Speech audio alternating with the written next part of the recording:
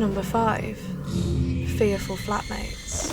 One thing that the paranormal community can seem to all agree on is that dolls are a one-way ticket to a paranormal punch in the face, which is why Seeker of Ghosts set his sights on this woman's haunted apartment.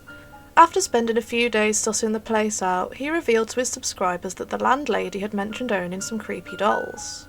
He sat her down to find out what he could about the collection. She initially purchased 8 porcelain dolls for her daughter from a kiosk, and she only uses them for decoration, also known as wall hangings from hell, but alas.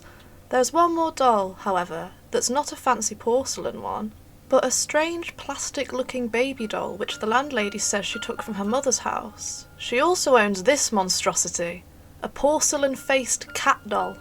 She'd owned them all for over 40 years, and while the occasional paranormal event wasn't unusual, things had only recently started to escalate. To try and figure out the source of the haunting, the paranormal investigator brings out a few specific dolls, the landlady's favourites, but ones that almost everybody thought were possessed. She then reveals that the paranormal activity only began happening after all of her tenants had left, which started sending warning signals shooting through the investigator's mind. Her refusal to consider throwing any of the possessed items away, or even to move any furniture around to search for portals, started seeming like she was hiding something. He calls it a day and leaves to prepare for the overnight investigation. But when he got back to the apartment later on, he began to regret ever choosing to return. At first it was small things like the odd noise, seeing something out the corner of his eye, or the tap suddenly starting.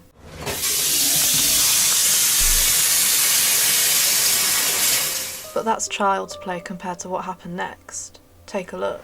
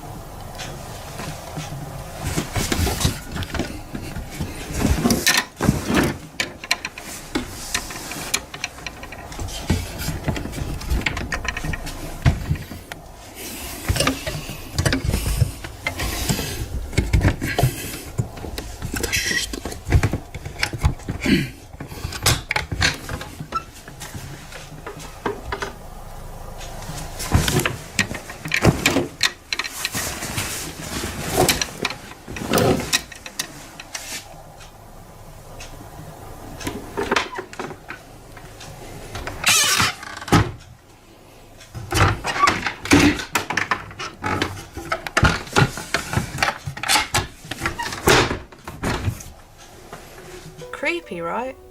Imagine sleeping in this hellhole every night. Nope. And then, while sprinkling holy water around the house, he noticed that the static on the television began whirring, even though he never turned it on. No big deal though, he can just switch it back off, right?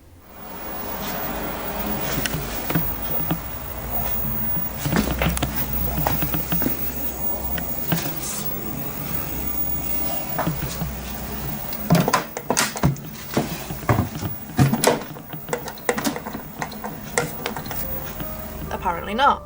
Feeling thoroughly spooked, he decided on one last hurrah and pulled out a church candle in a last-ditch attempt to cleanse the place. But instead, all hell breaks loose.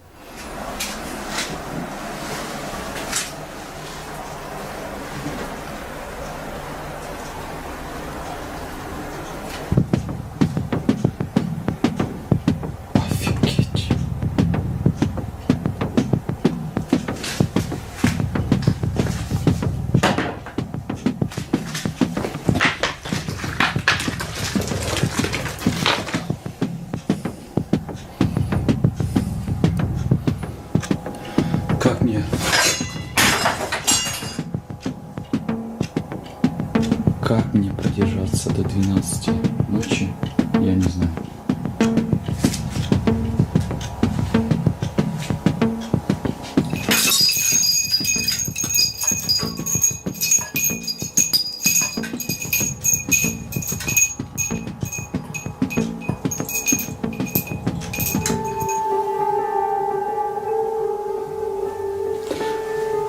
Ночи и разговаривает. Офигеть.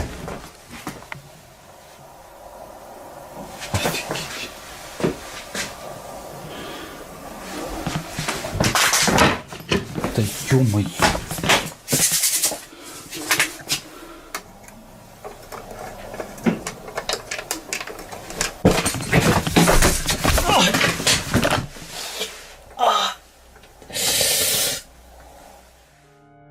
After picking himself up off the floor, he scrabbles for his equipment and hauls ass out of there. And can you blame him? He gave the key to the landlady and she watched him walk off, shaking from fear. Begging the question, did she orchestrate this whole thing? Her strange behaviour in the interview, could it all be an indicator that she was deliberately putting these haunted items into the flat? Food for thought. Number 4. Boyd House. Horror was never the same when the concept of the haunted house was pushed into the limelight. But ghost-ridden rickety homes are so popular in the media that we often forget just how real they can be. A fantastic example of that is Boyd House, known as one of the most haunted houses in Minnesota, America. Built way back in 1901, there are a few legends surrounding the fabled building, with multiple owners, all with their respective gruesome tales. But there are two main spirits who people seem to keep an eye out for, known as Fred and Minnie Eckhart. The house is now open for guests to stay the night and experience the paranormal happenings for themselves. There have been reports of shadowy figures roaming the corridors, disembodied voices echoing throughout the building, and the giggles of children heard above people's heads. So Midwest Ghost Hunter wasted no time in getting himself a ticket and taking a look for himself. Almost the moment he got outside though, something terrifying happened.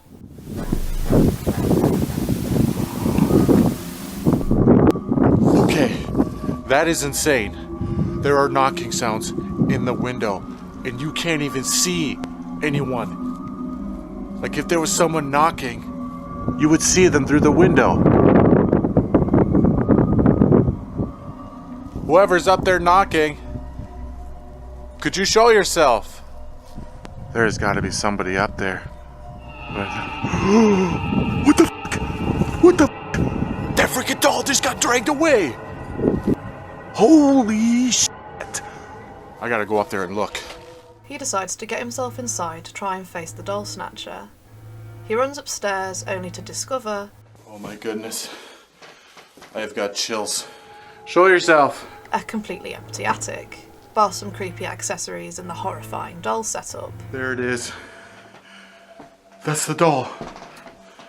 That's the freaking doll that just fell over. I mean, look at the distance that it went. It went from all the way over here to there. So someone obviously pulled her backwards, and they had all the time to get out of the attic, but surely we would be hearing them moving around in such a rickety old house. Instead, all this poor guy hears is a cacophony of eldritch horrors. Whoa. I just heard like a thump in the wall. Is that you? making that sound? If so, could you do it again?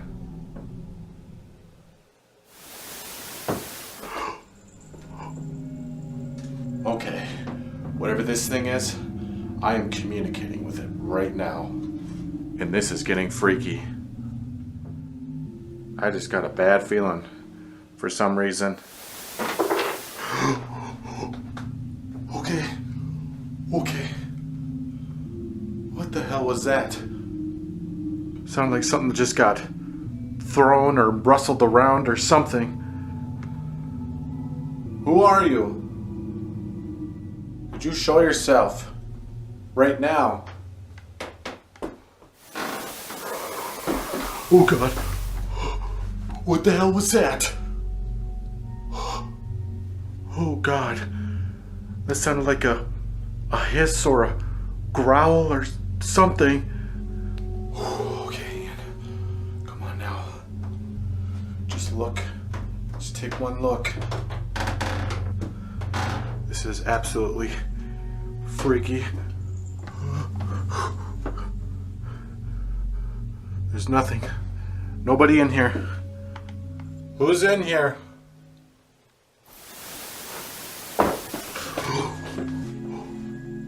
Whoa.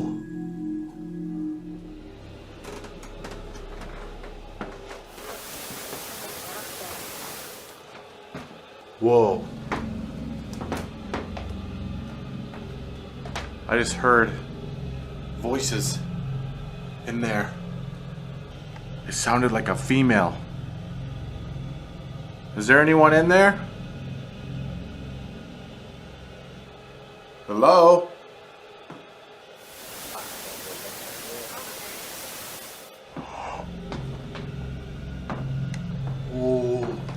Oh God. Okay. That sounded like a male voice that time. There's like two different voices speaking in there. See who's in here.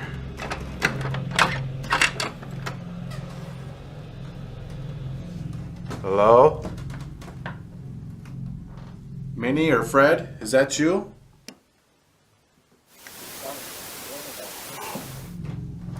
There they are again. Holy crap. Dude, there's literally people talking in here. But yet there's nobody. Nobody here.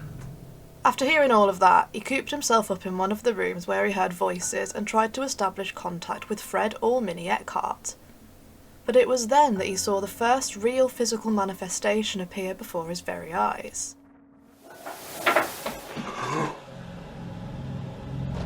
Whoa. Something else just moved. They are in here with me. I can feel their presence. It is overwhelming. I hope you're okay with me visiting your room. Oh my God. Sliding across the floors. This place is insanely haunted. No doubt about it. What was that now? Okay. Go towards the scary noises. That sounded like it came from out here.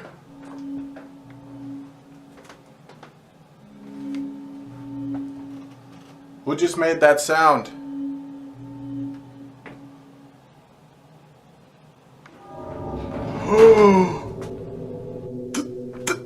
That drawer! This thing just freaking opened! And look, there's no one in here. Oh, holy shit! Oh my God, that drawer. Of course, after this, any sane person would pack up and dart out of there. But not this dude, nah. He'll Rambo it all the way up to the top floor. Oh! I'm not gonna lie. This room is starting to creep me out. Especially with all these dolls watching me. I feel like their eyeballs are just drilling into my soul. If you're still in here, could you move one of these dolls? Holy shit! Holy shit! This doll just got tossed onto the floor. And look, there's nothing attached to it. No string. Nothing. Oh my god! Much more of this. No way. Nope. I'm done. No way that freaking closet just opened. Just now. Oh god. Jesus. It nearly gave me a heart attack. One of the dolls was yanked right off of its chair. No breeze, no one near it, just a sudden, unexplained fall. Trying to keep his sanity intact, he got up close to inspect the doll, check for strings, anything that could explain what just happened. But before he could convince himself it was nothing, the door near the doll creaked open on its own. At that point, nope, absolutely not. Whether it was Fred, Minnie, or something else entirely, one thing's for sure. Boyd House doesn't just have ghosts, it has something that wants to make itself known. Number 3. Dead and Buried. When Amelia moved into her home, she was over the moon with it, but she knew it needed a few renovations. One of the main culprits was a particularly rattly floorboard, but when she lifted it up to try and nail it down properly, she saw something that stopped her in her tracks. Whoa. I noticed that there's nothing actually holding this floorboard down, so when you walk on it, it rattles a lot. So I looked underneath the floorboard to see where I could, like, nail it down again. But I had to get my camera out because... Can you see that? That looks like something buried to me. It's wedged under the old floorboards. I don't know what that is. Oh.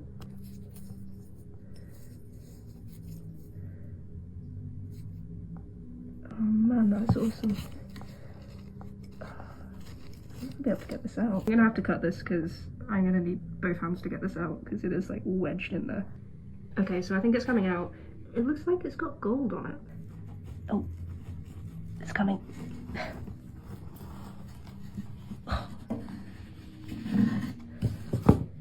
Whoa. It is filthy. How long do you reckon that was in there for? It's definitely a book, but they're not like actual pages, they're like really thick. Alright, I'm gonna have to open this on camera. I'm gonna clean this up because I don't want to breathe this in and make another video. Curious as ever, she cleaned up the book and took a look inside.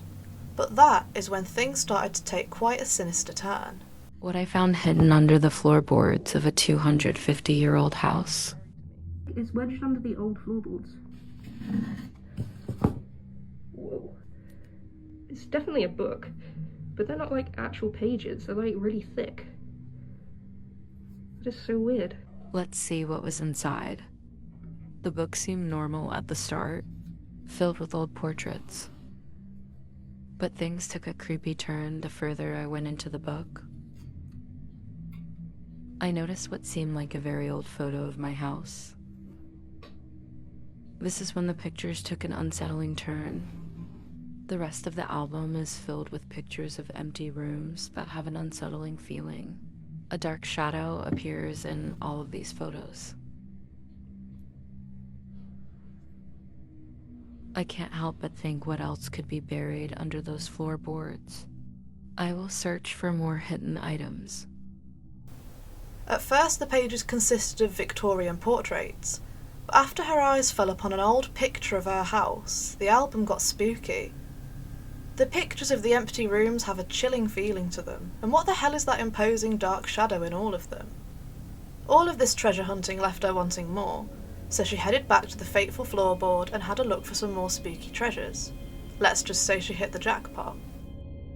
Why has it got so much wax on it? So if you've already seen the other video, I found a book that was hidden under the floorboards. So I've decided to see if there was anything else under the floorboards. So this is what I found so far. There was in fact more coins.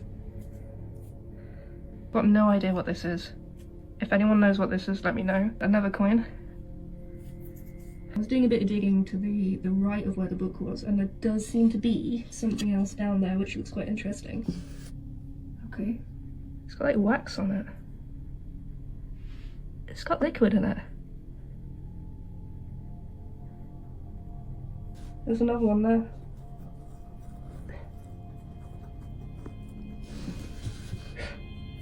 So that just makes things like 10 times more interesting. Why has it got so much wax on it? It's got cork in it. Oh. I probably shouldn't be doing this on the floors. I'm going to open these downstairs because I'm fairly certain I don't know what's in that. And I'm fairly certain that's got liquid in it as well. Ugh, it stinks as well. Alright, I'm going to clean up and open these downstairs. I don't think I want to open this one because I don't have gloves for a start. I'm probably going to catch some like horrible disease or something. Why the hell she would open those is lost on us, but the scariest thing isn't that the vials have been there for ages, it's the fact that they look a lot like the kinds of things used in black magic. Suspicious black liquid, wax seals, all buried under the floor, doesn't exactly sound like harmless fun, does it? And it absolutely wasn't, because this is what started happening in her home after she unearthed all of that history.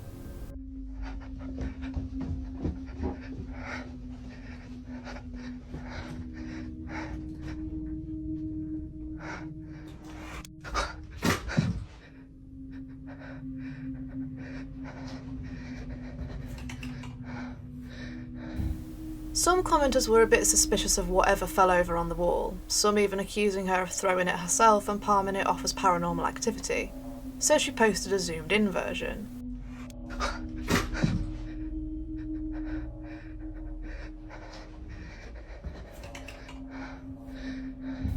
Either those headphones were dangling on a hook in the middle of a wall, or they were floating before being dropped.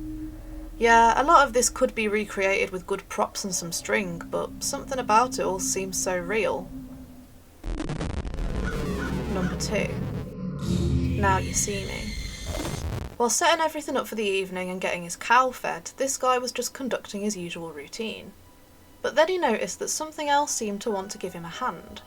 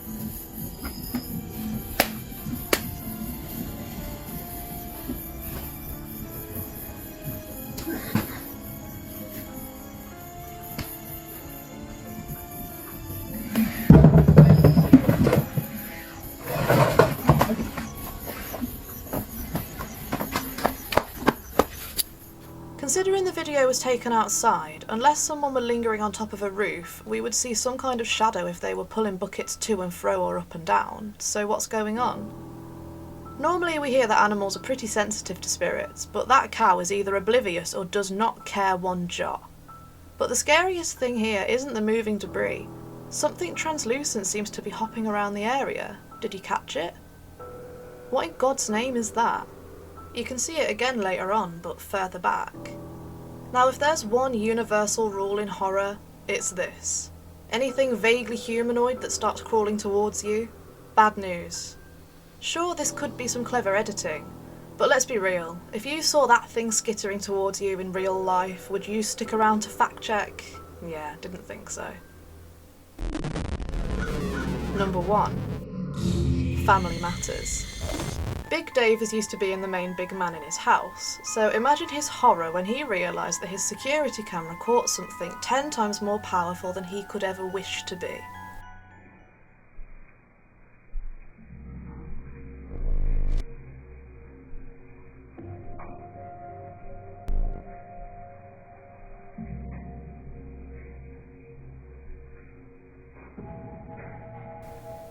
Just as his son was ready to raid the fridge at stupid o'clock, the security camera catches an unsettling ghostly apparition slowly walking in the other room. There's no mirror, no reflective surface, just an open plan doorway with plain walls. It could have been a family member walking past, but if the dude standing right in front of the camera appears perfectly clear, then why wouldn't anybody else? And let's be real, no normal person appears as a wispy glowing blur. Big Dave might be the biggest man in the house, but whatever that was, it made sure he knew that his son was not the only one there that night.